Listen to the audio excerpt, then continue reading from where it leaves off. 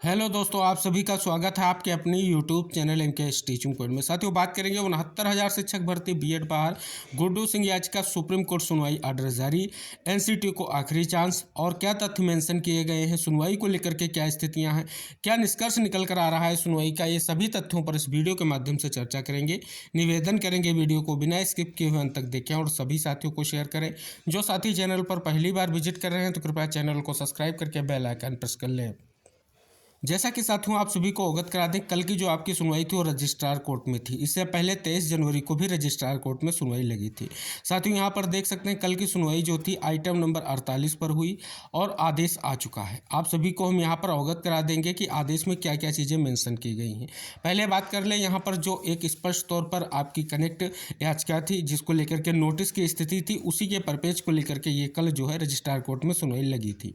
साथियों आदेश में क्या स्पष्ट किया गया है पिटिशनर की तरफ से, अगर आप यहां पर देखेंगे तो एडवोकेट पैनल में जैसे आपके रामेश्वर प्रसाद गोयल जी, आनंद नंदन जी, ऐसे कुछ महत्वपूर्ण एडवोकेट के नाम आपको यहां पर देखने को मिलेंगे। ऐसे ही अगर बात करें रिस्पोंडेंट की तरफ से भी आप यहां पर देख सकते हैं कुछ महत्वपूर्ण नाम यहाँ पर मेंशन किए गए हैं जो कल जो है रजिस्ट्रार कोर्ट में सुनवाई के दौरान अपीयर हुए हैं। अब साथियों सुनवाई में और भी चीज़ें स्पष्ट हो रही हैं। आप यहाँ पर देख सकते हैं एडवोकेट पैनल की स्थिति पर आपको यहाँ पर स्थिति स्पष्ट हो जाएगी। अब साथियों आदेश में क्या लिखा गया है, आदेश स्पष्ट किया गया है कि जो सुनवाई हुई है तो WP और C नंबर 1343 आप 2023 की यहाँ पर मेंशन किया गया है, यानी जो आपकी 1097/2023 गुड्डू सिंह की याचिका लीडिंग याचिका उसमें एक कनेक्ट मैटर है, इस पर जो है स्पष्ट तौर पर एक बड़ी स्थिति स्पष्ट हुई है।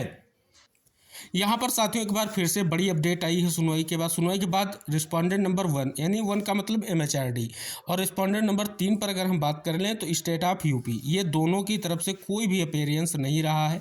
इतने एडवोकेट पैनल के नाम मेंशन होने के बाद रिस्पोंडेंट में तब भी यहाँ ऑर्डर में स्पष्ट किया गया है कि सरकार की तरफ से और यहाँ पर MHRD की तरफ से कोई भी अपीयरेंस नहीं है। सबसे बड़ी बात यहाँ निकल कर आ रही है। दूसरी जो अहम निष्कर्ष निकल कर आ रहा है, जब 23 जनवरी की सुनवाई हुई थी तब एक महत्वपूर्ण निष्कर्ष निकला था और एनसीटी जो रिस्पोंडेंट नंबर 2 है उसको जो है 4 सप्ताह का समय दिया गया था और एक बार फिर से उसको यहाँ पर लिखा गया लास्ट चांस देते हुए 4 सप्ताह का फिर से जो है समय दे दिया गया है कि काउंटर जो है एफिडेविट फाइल कीजिए। यानी स्पष्ट तौर पर फाइल काउंटर एफिडेविट जो है एनसीटी को जो है अभी तक उसने भी यहाँ पर जो है अपना जवाब दाखिल नहीं किया है और स्पष्ट इस बिल लिखा गया है कि जो ये समय दिया गया है ये समय जब स्पष्ट तौर पर खत्म होगा, समाप्त होगा, इसके बाद जो ये प्रोसीडिंग के लिए मामला लगेगा वो सीधे जो है कोर्ट की बेंच में जाएगा। ये स्पष्ट तौर पर यहाँ पर इंगित कराया गया है। तो साथियों इसके लिए कल प्रेयर भी की गई है जो आपके याचिकाकर्ता है उनके माध्यम से कि स्पष्ट तौर पर जो पिछली 23 जनवरी की सुनवाई हुई तो उसमें 4 सप्ताह का समय दिया गया था और बताया गया था केस जो है कोर्ट के समक्ष जो है लिस्टेड होगा। लेकिन साथियों एक बार फिर से जो है वही चीज़ें निष्कर्ष निकल कर आया कि स्थितियां जो हैं फिर से वही हैं। ना तो एनसीटी ने जवाब दिया है और ना ही MHRD और स्टेट ऑफ यूपी की तरफ से कोई भी अपीयरेंस है यहाँ पर स्पष्ट हो रहा है।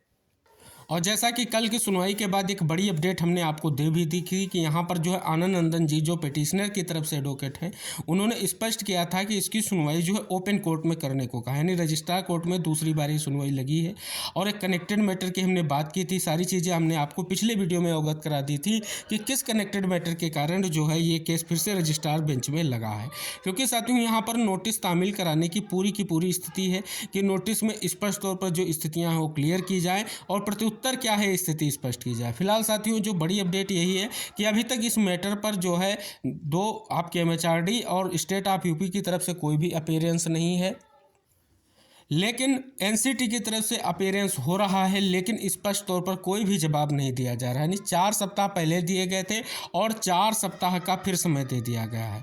अब ये 4 सप्ताह के समय के बाद फिर से केस आपका ओपन कोर्ट में सुनवाई होगी, यानी ये बेंच में लिस्टेड होगा और सुनवाई की स्थिति होगी और आखिरी मौका जो है एनसीटी को दिया गया है, दूसरी बार जो है समय दे दिया गया है। यानी टोटल वाले माने तो 4 पहले और 4 ये 8 सप्ताह का समय एनसीटी को अब हो चुका है कि आप जो है स्पष्ट तौर पर प्रत्युत्तर लेकर के आइए। साथियों जैसा कि आप सभी को पता है ये केस है 69,000 शिक्षक भर्ती में बीएड चयनितों को बाहर करके जो शिक्षा मित्र हैं उनको जो है कट ऑफ कम करते हुए चयन सुनिश्चित किया जाए।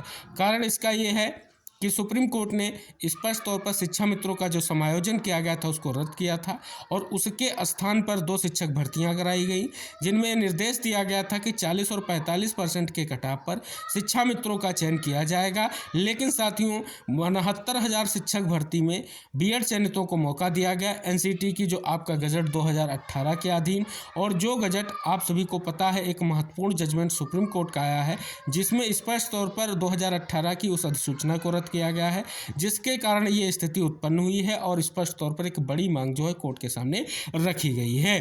पूरी स्पष्ट तौर पर यह मांग यही है कि एक बड़ा निष्कर्ष निकल कर आए और स्थितियां क्लियर हो। आशा की जाती है कि स्पष्ट तौर पर जो सुनवाई है एक महत्वपूर्ण निष्कर्ष लेकर के आएगी। आगे आने वाले समय में फिलहाल स्थितियां यही हैं कि एक लंबा समय जो है ग्रांट कर दिया गया है फिर से। अब ये लंबा समय जो है इसमें क्या स्थितियाँ रहेंगी, क्या स्थितियाँ आगे आएंगी, क्योंकि MHRD और स्पष्ट तौर पर सरकार की तरफ से कोई भी अपीयरेंस नहीं है।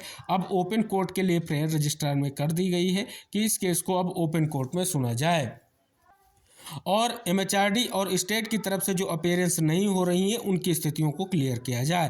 फिलहाल साथियों ये संभावनाएं जो हैं अब 4 सप्ताह को और आगे बढ़ चुकी हैं। इन 4 सप्ताह में NCT का जवाब होगा और साथ ही स्थितियां आगे क्या होंगी, जैसा कुछ निष्कर्ष निकल कर आता रहेगा आपको हम वीडियो के माध्यम तक शेयर करते रहेंगे।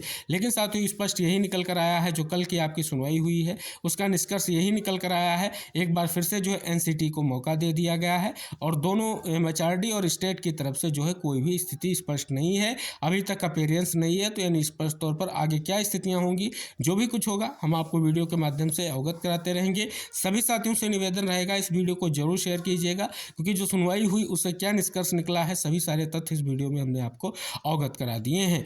आखिरकार जो स्थितियां हैं कब क्लियर होंगी, क्योंकि एक अहम निष्कर्ष को लेकर के ये केस किया गया है। अब इस केस का निष्कर्ष क्या होगा बहुत ही महत्वपूर्ण है। दूसरी तरफ आप देख रहे हैं कि 69,000 बीएड चयनितों को लेकर के आपने देखा है कि हाई कोर्ट में भी केस है जो बीएड वर्सेस बीटीसी को लेकर के है और अन्य कई सारे केसों की स्थितियां चल रही हैं। वर्तमान में जो सबसे अहम केस अगर सुप्रीम कोर्ट में देखें तो एक चयनित बीएड को लेकर के जो है किया गया है। स्पष्ट तौर पर मध्य प्रदेश सरकार ने वहाँ पर जो है अपनी एक क्लेरिफिकेशन याचिका लगाई है, जो आदेश बीएड वर्सेस बीटीसी का है उसकी तरफ जो है स्पष्ट तौर पर प्रयास है कि उसकी स्पेशल बेंच में सुनवाई होनी है और जल्द सुनवाई होकर के एक बड़ा निष्कर्ष निकलेगा, क्योंकि उससे कई सारे राज्यों में जो बीएड चयनित है स्पष्ट तौर पर उनको इसका निष्कर्ष देखने को मिलेगा।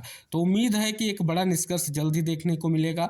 ये याचिका भी बहुत ही महत्वपूर्ण है, लेकिन इस याचिका में एक बार फिर से जो है समय मिल चुका है कि आगे सुनवाई को लेकर के डेट्स बढ़ चुकी है। तो साथियों ये निष्कर्ष था आपकी सुनवाई को लेकर के। अन्य जो भी तथ्य होंगे उनको हम नेक्स्ट वीडियो में आपको अवगत कराने का पूरा प्रयास करेंगे, जो आप सभी के लिए महत्वपूर्ण होंगे।